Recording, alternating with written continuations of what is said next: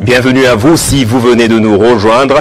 J'ai l'honneur de recevoir comme tout premier invité l'ambassadeur de Suisse en RDC, Jasper Sarotte, qui est à Kinshasa depuis le mois d'août 2022. J'ai eu l'honneur de le rencontrer pour la première fois lors d'une activité scolaire où il parlait de son pays aux élèves congolais d'un complexe scolaire dans la commune de Ngiringiri. Un échange intéressant où les élèves ont même posé des questions sur la situation dans l'est du pays. Aujourd'hui, on va pouvoir poursuivre cet échange avec lui sur le plateau de Télé 50. Son Excellence, bonsoir, bienvenue à vous.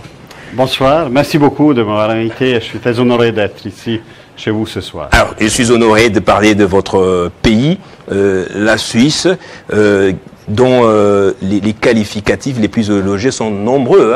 Solidité économique, neutralité politique, très beau pays pour le tourisme, un bon ami de la RDC aussi. Quand on vous pose la question de savoir c'est quoi la Suisse, comment vous la décrivez-vous en quelques mots?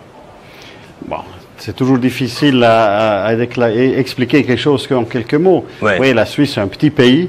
On commence souvent par ça. On a aussi une certaine modestie. Donc on dit un petit pays, entouré des grands pays, avec, comme vous l'avez dit, une économie qui est très solide, mais aussi avec une diversité culturelle.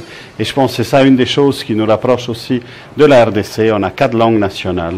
4 langues nationales, 26 cantons comme nous. Exactement. Donc on va parler d'abord de vous dans un premier temps. On parlera des ressemblances et similitudes avec la RDC. Et puis on va finir par la coopération entre les deux pays. Vous, je lisais rapidement, vous êtes originaire de Skol. C'est ça? Ça c'est correct, oui, c'est un petit village de montagne. Oui, c'est un petit village dans le canton de Grisons. Tout à fait. Tout à fait. Oui. Et je parie que vous parlez à la fois l'allemand, je suis sûr, l'anglais, le français, le romanche aussi. Oui. Beaucoup de langues. Et l'italien. Et l'italien. L'italien qui est aussi une langue nationale en Suisse. Waouh! Et vous avez fait pas mal de pays, vous avez été chef d'émission à la fois au Liban, pas toujours chef d'émission, mais les pays que vous avez pu fréquenter dans votre travail de diplomate, le Liban, la Pologne, le Madagascar, et aujourd'hui vous êtes en RDC. La RDC, vous la présentez comment maintenant? Écoutez, c'est tout d'abord un honneur toujours de pouvoir représenter mon pays dans un autre pays aussi. Non? Et la RDC, qui est le plus grand pays de l'Afrique subsaharienne, un pays, comme vous l'avez dit, où la Suisse a des relations amicales depuis son indépendance, un pays qui est un pays prioritaire pour notre aide au développement, mais aussi un pays où on a beaucoup d'échanges culturels et aussi des échanges culturels entre des Congolais et des Suisses. Donc évidemment que c'est, je dirais, un des plus beaux pays à servir sur le continent et je suis très content de pouvoir représenter mon pays ici. Et la RDC, quand vous parlez de la RDC aux autres personnes qui ne sont jamais venues ici, comment vous la présentez-vous? Alors, tout d'abord, c'est un immense pays avec une diversité culturelle extraordinaire, un pays qui est très très riche aussi, mais malheureusement avec une population très pauvre qui ne profite pas suffisamment de ces richesses que ce pays regorge dans son immense territoire, mais c'est aussi un pays qui offre tout, de l'accès à la mer jusqu'à des volcans, avec des lacs magnifiques, avec une forêt primaire qui est le deuxième poumon de cette planète, etc. Donc c'est un pays qui a tout, c'est un pays qui fascine, mais c'est à la fois aussi un pays qui est peu connu. Peut-être tout le monde a déjà entendu parler du Congo sans forcément avoir y été. C'est quelque chose qui parfois arrive aussi à mon pays, un pays que tout le monde connaît et très très peu de gens l'ont vraiment visité. Et quand on vous rencontre, la première des choses qu'on vous dit, je veux aller chez vous en Suisse, c'est ça? Parfois c'est ça ce qu'on dit, ou parfois on se trompe, on pense que je suis l'ambassadeur de Suède. Voilà, parfois on est entre la Suède et la Suisse. Non, mais en gros c'est ça, on est un pays qui a une image très très positive, ce qui fait souvent aussi rêver de voyager une fois et visiter aussi mon pays. Absolument, et pour cette image positive, la Suisse est souvent citée en exemple pour sa neutralité et son modèle démocratique. Qu'est-ce qui fait la particularité de ce système? Alors, la neutralité, c'était quelque chose qui s'est développé au fil du temps. La Suisse, qui à la base est un pays très pauvre, qui a très peu de ressources naturelles, avait dans le temps surtout aussi des mercenaires, mais on parle d'il y a 500 ans, qui allaient se battre quand il n'y avait pas suffisamment de travail en hiver. Ils ont décidé d'arrêter et d'interdire ces mercenaires et de devenir neutres. Cette neutralité nous a aidés aussi plus tard, pour ceux qui connaissent bien l'histoire, Congrès de Vienne 1815, par les grandes puissances européennes, qui étaient en quelque sorte aussi heureuses d'avoir un tampon neutre au milieu, parce que c'est moins de frontières à protéger. Cette neutralité, évidemment, elle doit être défendue aussi. Donc la Suisse, on a toujours eu une armée, elle l'a toujours, parce que aussi nos frontières, si on veut les protéger, il faut les protéger avec une armée. Mais la Suisse n'a jamais participé à une guerre depuis qu'elle est devenue moderne, donc depuis bientôt 200 ans. Mais elle a été quand même plusieurs fois aussi agressée. Agressé. Écoutez, il y a eu les 2 guerres mondiales qui étaient juste autour de nous, donc on a dû mobiliser nos troupes aussi pour sécuriser nos frontières. Mais on a eu de la chance aussi que notre neutralité a été respectée, mais ça veut dire aussi qu'on n'a jamais soutenu un pays qui est en guerre. Non? Et c'est ça le noyau dur de la neutralité, c'est qu'on soutient aucun pays qui est en guerre. Ça ne veut pas dire qu'on ne condamne pas une agression d'un pays ou d'un autre, mais ça veut dire qu'on, par exemple, on ne fait aucune coopération militaire avec un pays qui se trouve en guerre. Donc on respecte les autres, et vous le savez, si tous les pays au monde seraient des pays neutres, on n'aurait aucune guerre dans le monde. Absolument, absolument en tout cas, et vous respectez la question de la souveraineté et de l'intégrité des États. On va parler à présent des relations entre la Suisse et la RDC. La Suisse et la RDC entretiennent des relations depuis plusieurs décennies. Quels ont été les principaux axes de coopération entre nos 2 pays? Bon, les actes entre 2 pays, c'est surtout les actes entre les personnes. Non? Donc on a eu beaucoup de Congolais qui sont allés faire des études en Suisse, qui sont revenus et qui sont souvent les meilleurs ambassadeurs de la Suisse, que je le suis moi-même, parce qu'ils le font par conviction, parce qu'ils le font parce qu'ils étaient là et parce qu'ils ont eu la chance de grandir pendant un certain temps avec ces valeurs. Mais aussi dans l'autre sens, on a eu des gens qui ont travaillé ici dans la coopération internationale, dans le secteur privé, et qui sont aussi rentrés en Suisse et qui ont gardé des excellents souvenirs du pays, de la RDC. Donc c'est surtout les gens qui font ces relations, c'est les entreprises, mais c'est aussi les associations, les ONG, c'est la diaspora dans les 2 pays, etc., qui renforcent. C'est l'humanitaire, dans l'humanitaire. L'humanitaire aussi, bien sûr. La Croix-Rouge, on en parle aussi, hein, qui a beaucoup fait en RDC depuis l'époque d'avant l'indépendance économique et politique jusqu'à ce jour. Tout à fait. Oui. Tout à fait. Bon, le comité international de la Croix-Rouge, qui a son siège en Suisse, non, et qui est aussi un acteur neutre, voilà, et qui est évidemment dans un pays qui malheureusement a été beaucoup trop souvent en guerre et dans des situations difficiles.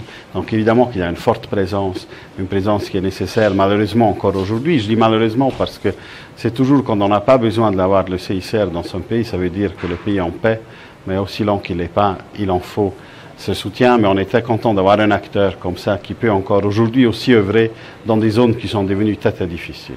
Justement, la Croix-Rouge qui connaît bien la genèse de la crise dans l'Est du pays, parce que le problème dans l'Est, c'est un problème à la fois ethnique, tribal et de terre principalement. La Croix-Rouge a construit des communautés ou des habitations pour des communautés Tutsi notamment dans l'Est du pays. Aujourd'hui, vous êtes un pays qui est pris comme exemple en termes de neutralité, mais vous condamnez toute agression. Ce que subit la RDC aujourd'hui, la Suisse l'a condamné nettement. Absolument, oui. La Suisse était très claire dès le début, et notamment aussi pendant son mandat au Conseil de sécurité des Nations Unies, 2023-2024, où la Suisse a toujours condamné l'agression rwandaise et le soutien des M23 dans l'est du pays. Mais dit toujours, la neutralité n'empêche pas d'avoir une position claire. Donc neutralité, c'est pas égal à indifférence. Et c'est pas simplement le fait d'être neutre qu'on se dit, bon, ça ne nous préoccupe pas. Non, au contraire. Et parfois, il faut nommer un chat un chat.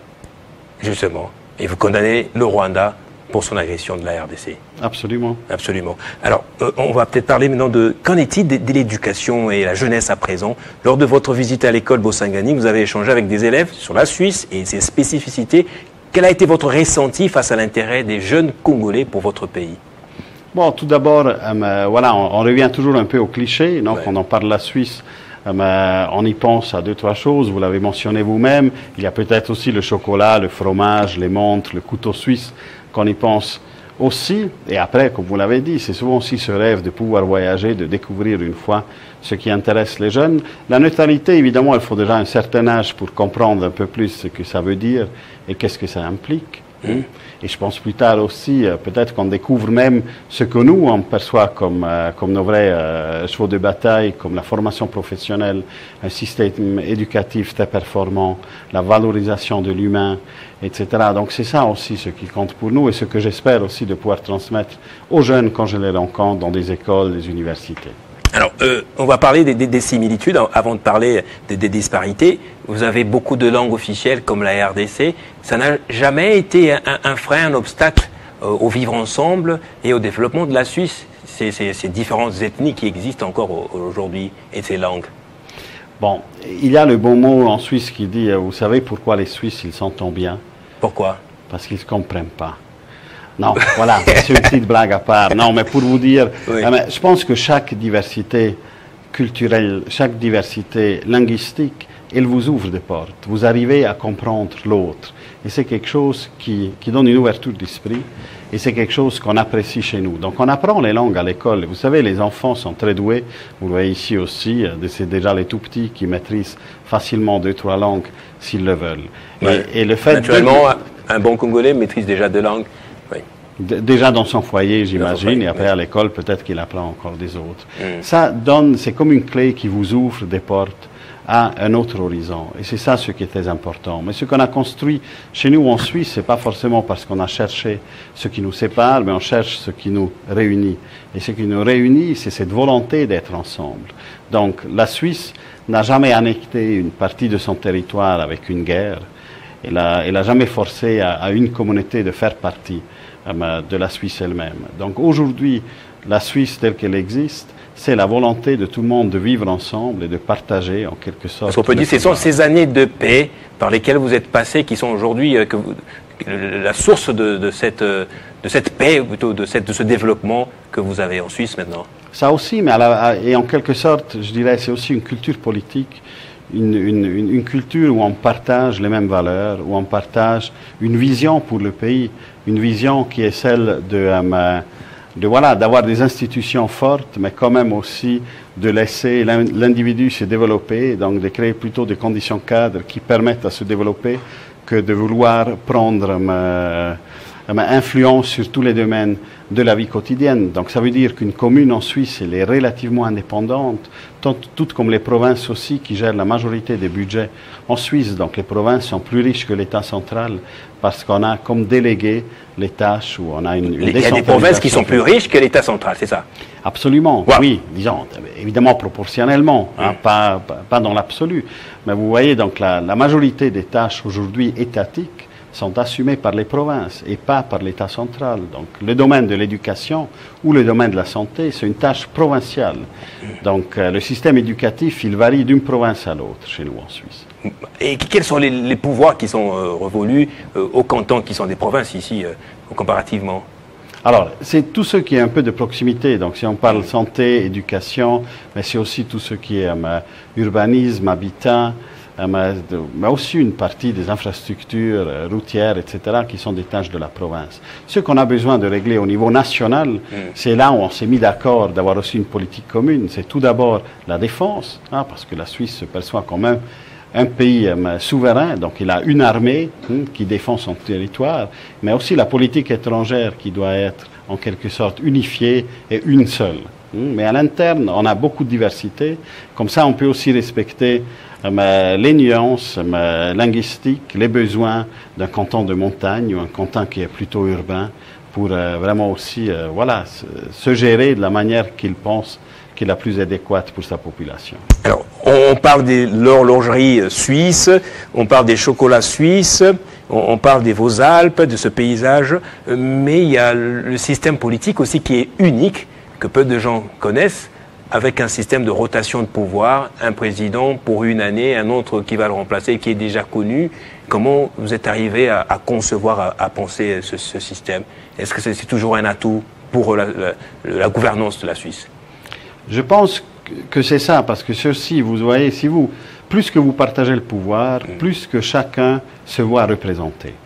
Donc le fait d'avoir que 7 ministres, déjà au niveau national, c'est limité par la Constitution, ça vous oblige aussi d'avoir une certaine représentation de différentes minorités linguistiques, mais aussi voilà, de l'origine géographique de chacun. On n'a pas un chef de l'État. La fonction du chef de l'État n'existe pas en Suisse. C'est parce que c'est le souverain, c'est le peuple qui est perçu comme étant le chef de l'État. Donc c'est le peuple qui élit le Parlement, qui va élire les ministres. Donc les ministres ont la légitimité démocratique directe, voire indirecte du peuple. Et ensuite, entre eux, ils se partagent les 7 ministères. Et celui qui a la présidence, il le fait simplement pour des raisons pratiques, parce qu'il faut un des 7 qui gère les réunions. Donc vous en avez un qui assume la présidence pour une année. Et ensuite, ça passe au prochain. Wow. Au début, c'était, disons, la première fois, il y a eu un vrai vote, et ensuite, c'était, au fil des années, c'était par ancienneté. Donc, c'est celui qui a le plus d'expérience qui est le premier sur l'échelle à devenir président. Dès qu'il a fait une année de président, il est de nouveau tout en bas, et il peut de nouveau remonter. Donc, on a eu des ministres dans le temps qui ont fait, je crois, jusqu'à 5 présidences au fil de leur carrière. Et il y en a d'autres qui n'ont fait aucune parce qu'ils sont restés peut-être que 3-4 ans au gouvernement. Mais en gros, ils restent 4 ans, ils se partagent le pouvoir. Donc, il n'y a pas trop de jalousie parce que chacun aura son tour. Et donc, aujourd'hui, c'est notre ministre des Finances qui est à la fois aussi présidente de la Confédération suisse, et donc le visage qui représente la Suisse, entre autres aussi sur la scène internationale, ou quand on a des visites d'État en Suisse. Alors, il ne reste pas beaucoup de temps, Son Excellence, Monsieur l'Ambassadeur. On va peut-être vous solliciter très souvent la population par des votes pour un oui, pour un non. Tout à fait, oui. Alors, en Suisse, chaque loi qui passe les 2 chambres du Parlement, s'il y en a 50 000 signatures, 50 000 citoyens qui demandent d'avoir un référendum, de pouvoir dire donc oui ou non, d'accepter le projet de loi ou non, la loi sera soumise au peuple. Donc, en moyenne, 11 fois par année, on est appelé aux urnes pour dire oui ou non à un projet concret de loi. Ce qui fait aussi que la politique est très proche du peuple, et en quelque sorte, le peuple a toujours ce levier vis-à-vis du Parlement aussi, pour que le Parlement décide des lois qui vont, en gros aussi, dans la direction de l'intérêt de sa population. Alors, quand vous faites votre analyse, puisque vous avez un arrière-plan de juriste, vous avez fait des études de droit également, en tant que diplomate, vous êtes politique aussi. Quand vous regardez la RDC, son problème, c'est plus du fait qu'il n'y a pas trop de décentralisation de pouvoir, ou de trop de concentration de pouvoir auprès d'un seul homme, un chef de l'État, ou le problème est tout autre pour avoir une bonne gouvernance maintenant? Bon, écoutez, je ne pense pas qu'il y a au monde un modèle qui est supérieur aux autres. Je pense que chaque pays doit trouver son système politique et sa manière de gérer son pays. Je pense le fait d'avoir une décentralisation, une vraie décentralisation, donc aussi avec des entités au niveau de la commune et des provinces qui ont des budgets et qui ont des compétences elles-mêmes, c'est quelque chose qui fait rapprocher la politique de la population. Et je pense que cette proximité dans l'exécution de la politique, c'est quelque chose qui est un avantage, parce que vous rendez aussi les responsables directement redevables. Donc pour nous, ça fonctionne très bien, et bien sûr, plus qu'on va dans le petit, plus important que c'est qu'on puisse aussi décider nous-mêmes. Non. Je pense, si vous voyez, la démocratie directe, elle existe dans chaque foyer. Si vous êtes en famille, vous êtes 7, 8 personnes autour de la table, vous pouvez aussi voter qu'est-ce qu'on va manger dimanche soir, non? N'est-ce pas? Donc, en gros, elle peut jouer aussi à ce niveau-là. Il y a les centralisations, absolument, très certainement. Alors, personnellement, quand on retourne à parler de vous, vous accueillez beaucoup d'événements artistiques dans votre ambassade. Apparemment, vous avez un intérêt particulier pour la promotion de la culture, et même de la culture congolaise aussi.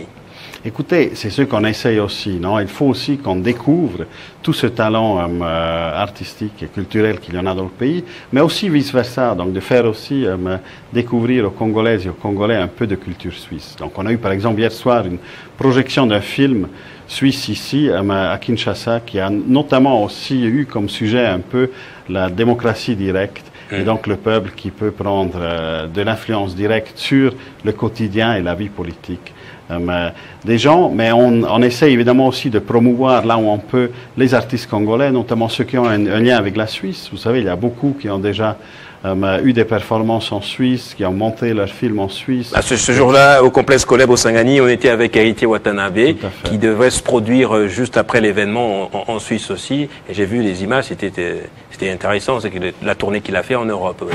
Écoutez, vous êtes les champions en musique et en danse, donc évidemment que ça plaît aussi à tous les Suisses. Donc voilà, on aimerait bien voir plus de ça aussi, mais en même temps aussi pour nous de découvrir toute cette richesse que vous avez dans votre pays. Alors, il y a peut-être des jeunes qui nous suivent, qui aimeraient vous poser cette question. Y a-t-il des opportunités pour les jeunes entrepreneurs congolais qui voudraient collaborer avec des structures suisses? Alors, bien sûr, il y a des entreprises suisses qui sont ici. On a une chambre de commerce qui organise une fois par année un Congo Swiss Business Day. On essaye aussi de faire du réseautage, de les mettre ensemble. Chaque entrepreneur innovant qui a son projet, évidemment, elle est très intéressée à pouvoir le faire. Donc voilà, je pense qu'il y en a plein d'opportunités, il faut simplement les saisir. Absolument. Merci beaucoup, monsieur l'ambassadeur Jasper Sarot, ambassadeur de Suisse en République démocratique du Congo. Merci de nous avoir fait cet honneur de passer dans nos studios de Télé 50. Merci beaucoup à vous, monsieur Gaëtan, et bonne soirée. Merci beaucoup. Je le disais, après le diplomate, l'ambassadeur de Suisse, on a un autre ambassadeur que nous allons recevoir tout à l'heure, et c'est avec nous, l'ambassadeur de l'humour africain, Maman, qui va se produire ce samedi à la Halle de la Gombe pour un spectacle intéressant qu'il a déjà donné dans quelques pays d'Afrique. Il a donné ce spectacle à Lubumbashi, c'était en début de semaine. Et si vous êtes à Kinshasa, vous voulez le voir, venez demain à la Halle de la Gombe. Mais en attendant, on va d'abord le recevoir.